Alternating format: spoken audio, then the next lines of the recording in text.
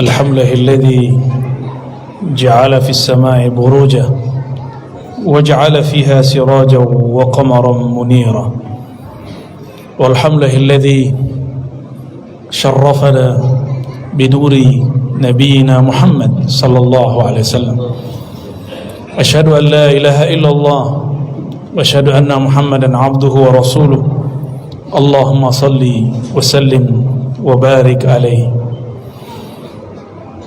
أما بعد أوصيني وإياكم أيها المسلمون والمسلمات الحاضرون والحاضرات بتقوى الله فقد فاز المتقون اتقوا الله حق تقاته ولا تموتن وإلا وأنتم مسلمون فاتقوا الله ما استطعتم واسمعوا وأطيعوا وأنفقوا خيرا لأنفسكم ومن يوق شح نفسه فأولئك هم المفلحون وقال أيضا إن الله ملائكته يصلون على النبي يا أيها الذين آمنوا صلوا عليه وسلموا تسليما فنقول لبيك اللهم صل على نبينا محمد.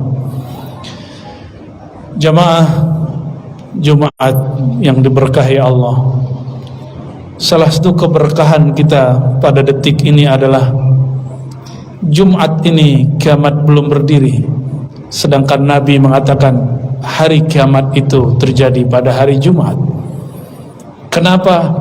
Karena masih ada orang yang mengangkat, mengeraskan, mensyiarkan nama Allah Subhanahu wa taala di muka bumi. Maka siapa saja yang meninggikan nama Allah di muka bumi, bumi pun takluk kepadanya. Bumi memerlukan orang-orang seperti ini. Tanah yang diinjak, tanah itu berbangga dibandingkan tanah yang di sebelahnya. Pohon-pohon yang dilalui, pohon-pohon itu mendoakan dan menyalaminya. Seperti sang baginda Nabi Muhammad dulu disalami oleh alam semesta. Nabi tidaklah marra bisyajaratin au bihajarin illa sallama alaih. Nabi tidaklah melewati satu pohon, bukit, pegunungan, kecuali benda-benda itu yang kita anggap benda yang tidak bergerak itu, ternyata dia menyapa baginda Nabi Muhammad SAW. Maka sungguh aneh mengaku ikut Nabi Muhammad SAW, tapi keberatan menyapanya dan mengatakan Assalamualaikum ya Nabi Allah. Maka perbanyaklah majlis-majlis yang banyak menyapa Rasulullah sebagai bentuk cinta dan sekaligus malu kepada makhluk-makhluk Allah Subhanahu wa taala.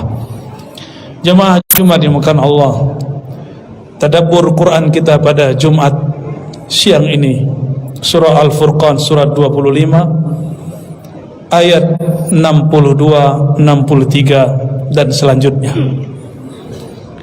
Di ayat 62 Allah Subhanahu wa taala bercerita mengenai apa tujuan Dia menciptakan siang dan malam. Siang dan malam itu hanya sebutan mengenai kumpulan waktu. Terbit matahari sampai terbenam matahari, waktu ini disebut dengan waktu siang, ditandai dengan terbitnya matahari. Jika dibagi lagi, ada pagi, ada duha, ada istiwa. Istiwa itu tadi sebelum zuhur beberapa saat, sebelum Jumat beberapa detik, disebut waktu istiwa, waktu matahari tepat di atas kepala. Di saat itu dimakruhkan sholat kecuali hari Jumat. Di hari Jumat dibolehkan, bahkan tetap dianjurkan seseorang sholat ketika masuk masjid. Ada lagi waktu tergelincir disebut zuhur. Waktu lebih panjang lagi bayang-bayang kita di sore hari disebut asar. Dibagi seperti itu. Jika dibagi lagi ada jam, ada detik. Tapi kita hari mengira yang disebut waktu itu adalah jam. Bukan. Waktu yang sebenarnya adalah satu nafas kita tarik, satu nafas kita keluarkan. Itulah waktu yang terdekat.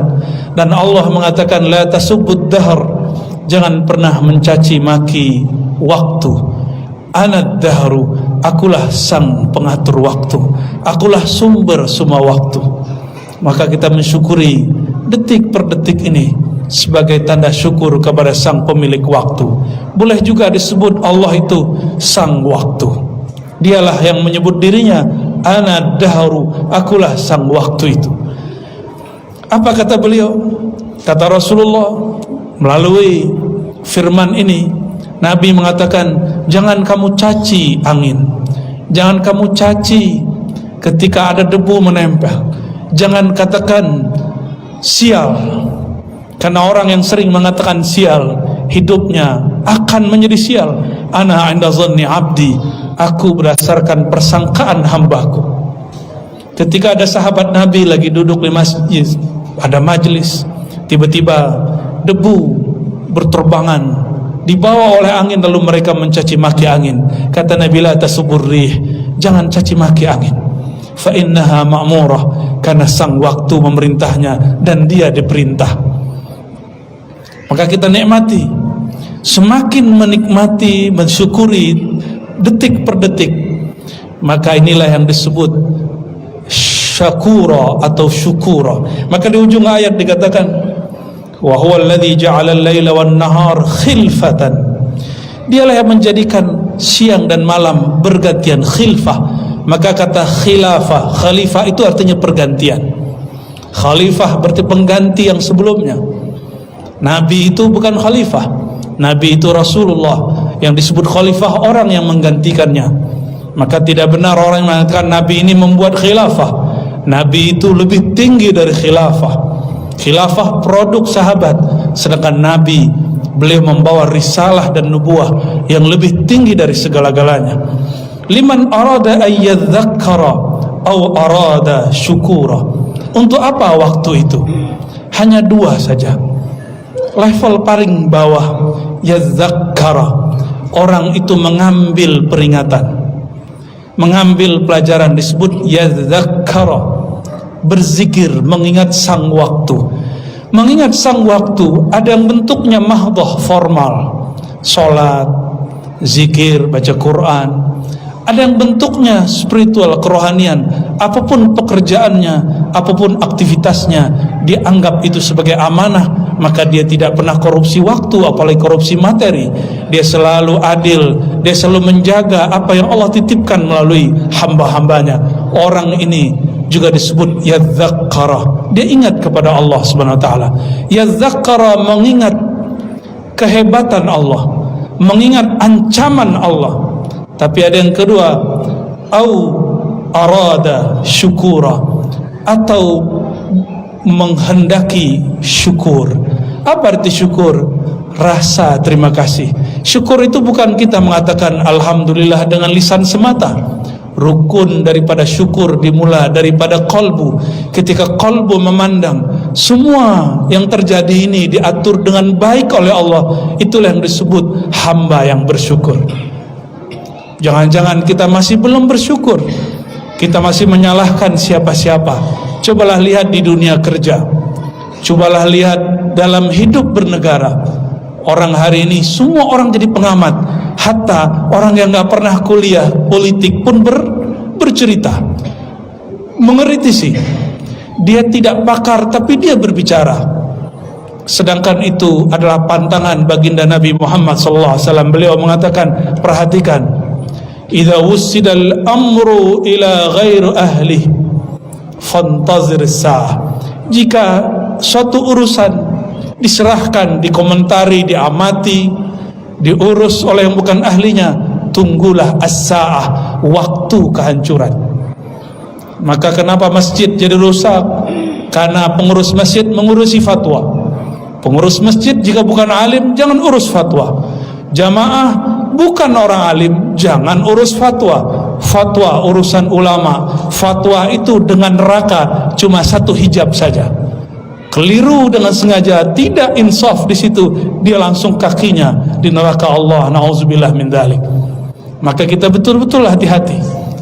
Itulah yadzakkara. Lain dengan syukura. Syukur ini memandang keindahan Allah. Orang-orang ini hidupnya penuh dengan rahmah, kasih sayang. Sedangkan yang pertama penuh kehati-hatian karena rasa takut.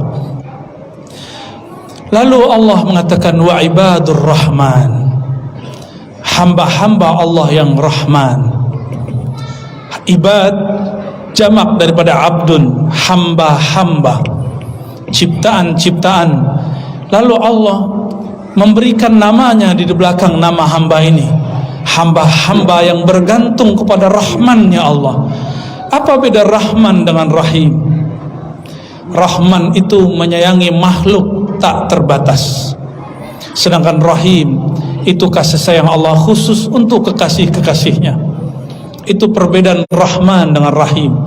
Ibadur Rahman karena dia bergantung dengan Allah yang menyayangi semua makhluk tanpa terkira, baik yang menyembahnya ataupun yang menentangnya, tetap Allah berikan setetes kasih sayang, apalagi yang menyembahnya. Mereka yang bergantung dengan nama ini tidak pernah sombong kepada siapapun, hatta kepada orang yang menentang Allah Ta'ala. Maka disebutkan di dalam ayat ini, alladzina yamshuna 'alal ardi hauna. Mereka itu ciri-cirinya, ciri-ciri kekasih Allah Ar-Rahman, dia berjalan di muka bumi hauna, dengan penuh kehinaan, tidak pernah merasa dirinya lebih alim, lebih benar ajarannya, lebih bagus manhajnya, mazhabnya, alirannya. Tidak pernah. Dalam hatinya dia mengatakan, ya Rabb, jika ada makhluk paling hina menurut manusia, akulah itu ya Allah. Inilah mereka ibadur Rahman. Mereka lah wali-wali Allah di muka bumi, meskipun dia bukan ustad, bukan ulama, bukan pengurus masjid, orang yang mungkin tidak dikenal, tapi di kolbunya ada rasa hauna, merasa hina di hadapan Allah, karena dia mengatakan, ya Rabb, mungkin orang memujiku karena kelihatan solehah, tapi batinku Engkau maha tahu. Di dalam pikiranku, dalam diriku ada nafsu yang liar yang tidak sanggup aku kendalikan. Masing-masing kita tahu itu, bahwa di dalam diri kita ada serigala yang luar biasa, ada syahwat yang betul-betul meluap, tapi kita tutupi dengan pakaian-pakaian kesolehan. Mereka karena sadar diri mengatakan, kami hamba yang hina. Wa idza khatabahumul jahiluna, jika orang-orang jahil yang suka komentar, maka lafaznya selalu khatabah. Dan memang dari dulu orang yang tidak berpengetahuan itu suka berkomentar, dan ciri-ciri orang alim, dia berkomentar sesuai saatnya. Apa kata mereka jika dikomentari orang jahil? Salama. Inilah lafaznya, qalu salama. Apa arti salama? Jika orang melemparkan tai kepadanya, kotoran kepadanya, dia tidak membalasnya dengan kotoran. Al-Quran mengajarkan idfa billati hiya ahsan. Jika kamu diserang, dicaci maki, dikata-katai, jangan balas dengan hal yang sama, berarti kamu sama dengan mereka. Tapi qalu salama. Salama bara'atun min kulli syarrin, bara'atun min kulli auratin, terlepas kata-katanya, sikapnya dari kata-kata yang kasar, kata-kata yang hina, kata-kata yang kotor. Masih ingatkah kita kisah Nabi SAW berjalan dengan istrinya tercinta Sayyidatuna Aisyah radhiyallahu taala anha? Ketika berjalan, tiba-tiba Yahudi yang dalam hatinya ada kebencian membuli Rasulullah dengan salam yang tidak pas. Assalamualaikum. Hadis sahih Muslim, dan hadis ini mengabadikan bagaimana kisah Sayyidatuna Aisyah ketika suaminya dibuli, dicaci maki oleh seorang Yahudi. Nabi hanya menjawab waalaikum, tapi Sayyidah Aisyah dan hadis yang lengkap mengatakan alaikumussalam wal la'nah. Riwayat ini jarang disebutkan, kita hanya potong di kalimat alaikum. Apa jawaban Sayyidah Aisyah? Justru kalianlah yang terlaknat dan sial. Assalamualaikum artinya sial bagimu hai Muhammad. Dasar kamu orang terhina hai Muhammad, orang sesat hai Muhammad. Bagi ahli kitab, Nabi Muhammad itu sesat karena dianggap didatangi oleh setan. Orang-orang Yahudi memusuhi Sayyidina Jibril dan menganggapnya sebagai iblis yang terkutuk. Maka Nabi Muhammad, Nabi Isa bagi Yahudi dianggap sebagai aliran sesat, kelompok membawa ajaran baru yang menyimpang. Apa jawaban Nabi alaikum? Ketika Sayyidah Aisyah menjawab, ditambahin alaikumussalam wal la'nah, dua sekaligus. Kalianlah yang sial, bahkan kalian terlaknat. Nabi menegur Sayyidah Aisyah, bukan menegur sang Yahudi. Apa kata beliau? Wahai istriku tercinta, bukankah aku telah menjawab wa'alaikum? Kata Sayyidatuna Aisyah, ya Rasulullah, engkau dihina.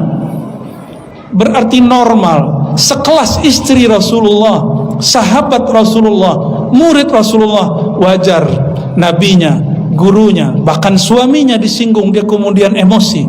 Tapi Nabi kemudian mendidik Sayyidah Aisyah untuk tidak membalas dengan emosi.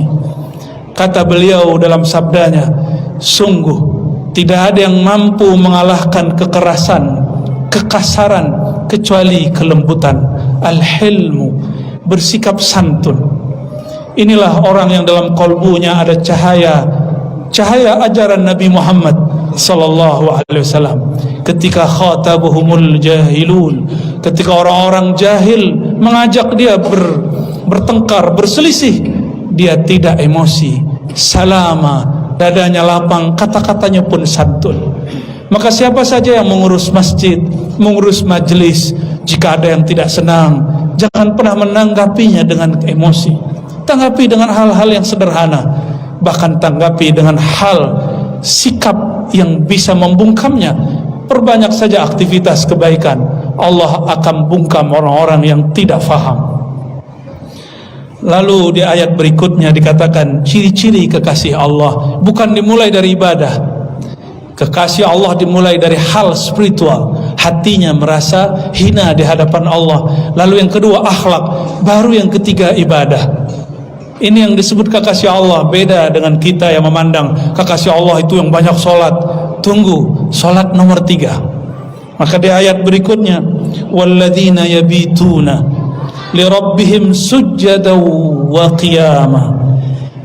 Ciri ketiga dari kekasih Allah ibadur rahman, mereka yabitun, mereka istiqamah malam hari untuk rukuk dan sujud kepada Allah, qiyam, berdiri membaca ayat-ayat Allah.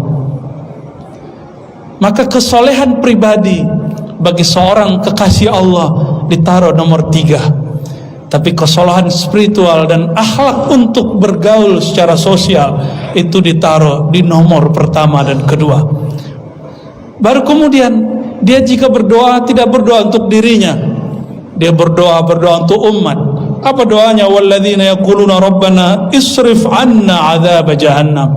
Dia tidak berdoa untuk dirinya, ya Allah kayakan aku, selamatkan aku. Tidak, dia berdoa, ya Allah isrif 'anna. Boleh kita artikan jauhkan. Isrif itu juga boleh artikan arahkan sejauh-jauhnya. Jauhkan kami, 'anna, bukan dirinya, 'anni. Tapi semuanya umat dari azab jahannam. Inilah ciri ibadur rahman, kekasih-kekasih Allah. Bahasa vulgarnya wali Allah. Maka wali Allah di kalbunya umat Nabi Muhammad. Ini yang diajarkan baginda Nabi ketika beliau hendak sakarat, yang dikatakan ya ummati. Itu hadis sahih riwayat Imam Nasai dan imam-imam yang lainnya. Nabi ketika mau wafat bukan memikirkan apakah aku masuk surga atau neraka. Yang dipikirkannya bagaimana nasib umatku. Maka siapa saja yang dalam dirinya ada nur Nabiuna Muhammad SAW, ada ajaran cinta kasih Nabi Muhammad SAW, maka dia selalu memikirkan umat. Memikirkan umat bisa lewat majlis, bisa lewat pergerakan, bisa lewat politik, bisa lewat masjid, bisa lewat mengajar. Coba ambil saja dari mana yang kita bisa. Yang penting kita berkhidmat untuk umat Nabi Muhammad SAW. Terakhir, doa dari Sayyidina Al-Khidr alaihissalam. Beliau berdoa yang disebut doa para awliya. Allahumma arham ummat Sayyidina Muhammad. Ya Allah rahmati umat Nabi Muhammad. Allahumma aslih ummat Sayyidina Muhammad. Ya Allah perbaiki, sempurnakan umat Nabi Muhammad. Allahumma jbur ummat Sayyidina Muhammad. Ya Allah bantulah umat Nabi Muhammad. Para ulama kita meyakini siapa yang melazimkan baca doa ini sehingga dia mencintai umat Nabi Muhammad, dia akan diangkat menjadi kekasih Allah karena dia memikirkan dan mewarisi apa yang dulu difikirkan baginda Nabi Muhammad sallallahu alaihi wasallam. Semoga semua yang hadir termasuk hamba-hamba Allah yang ibadur rahman, hamba yang hatinya bergantung kepada Allah yang Maha Rahman, hamba yang sebelum wafatnya Allah tahbiskan, angkat menjadi kekasihnya, yang ada di hatinya kerendahan hati, yang ada dalam jiwanya akhlak mulia, yang ada di dalam dirinya terdalam ibadah yang sangat-sangat syahdu bersama Allah SWT dan memikirkan umat semua. Nas'alullah ayyubarika lana wa lisairil muslimina wal muslimat wa yanfa'ana bikulli ma ata bihi nabiyyuna Muhammad sallallahu alaihi wasallam wa yasturana sitran min kulli aibin wa auratin faghfir lana ya ghaffar ya ghafur istaghfiru ayyuhal muslimun innahu kana ghafura. Allahumma salli ala sayyidina Muhammad wa ala ali sayyidina Muhammad an kulli sahabati rasulillahi ajma'in. Alhamdulillahilladzi بنعمته تتم الصالحات وبذكر أسمائه تنزل الرحمات. أشهد أن لا إله إلا الله وأشهد أن محمدا عبده ورسوله. اللهم صل وسلم وبارك على سيد الوجود نبينا أحمد وعلى آله وأصحابه ولبيته وذريته أجمعين. أما بعد أيها عباد الله نشهدكم بأن لا إله إلا هو وأن محمدا عبده ورسوله ونوصيكم بتقوى الله فقد فاز المتقون. اتقوا الله حق تقاته ولا تموتن إلا وأنتم مسلمون. اعدلوا فإن العدل أيها الحاضرون أقرب إليه أقرب إلى ربنا الرحمن الرحيم. وإن الله يا أيها الحاضرون قد أمرنا بالصلاة والسلام على حبيبه الكريم فقال إن الله وملائكته يصلون على النبي يا أيها الذين آمنوا صلوا عليه وسلموا تسليما. اللهم صل على سيدنا محمد وعلى آل سيدنا محمد كما صليت على سيدنا إبراهيم وعلى آل سيدنا إبراهيم وبارك على سيدنا محمد وعلى آل سيدنا محمد كما باركت على سيدنا إبراهيم وعلى آل سيدنا في العالمين إنك حميد مجيد. وارحمنا يا ربنا وارحم المسلمين. اللهم اغفر للمؤمنين والمؤمنات والمسلمين والمسلمات الأحياء منهم والأموات وتابع بيننا وبينهم بالخيرات. ربي اغفر وارحم وأنت خير الراحمين. اللهم اصرف عنا عذاب جهنم. اللهم ارزقنا الحسنى من الأخلاق. اللهم زين أخلاقنا بالحلم. اللهم نور قلوبنا بنور المعرفة وبنور المشاهدة والمراقبة. اللهم ارزقنا حبك وحب ما يحبك واجعل لنا يا ربنا العمل الذي يبلغنا إلى حبك. اللهم ارحم أمة محمد. اللهم أصلح أمة محمد. اللهم اصرف كل شر عن أمتي سيدنا محمد صلى الله عليه وسلم واجبر أمة محمد صلى الله عليه وسلم. ربنا آتنا في الدنيا حسنة وفي الآخرة حسنة وقنا عذاب النار والحمد لله رب العالمين. ونسأل الله أن يغفرنا ولسائر المسلمين والمسلمات والمؤمنين والمؤمنات. فاعتبروا يا أيها الأبصار واعدلوا إن الله يحب المقسطين وأقيموا الصلاة.